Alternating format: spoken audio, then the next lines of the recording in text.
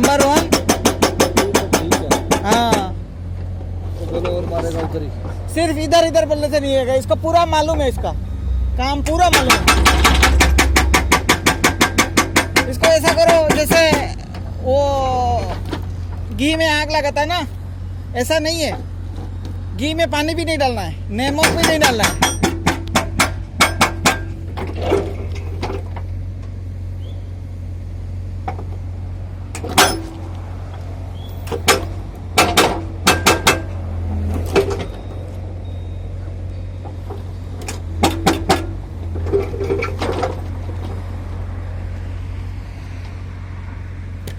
निकालो निकालो निकालो, बाहर निकालो।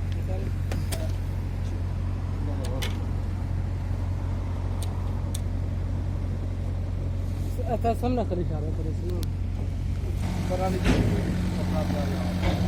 तो अच्छी तरह के ऊपर के लिए कि सारे आदमी ऊपर बनवाओगे।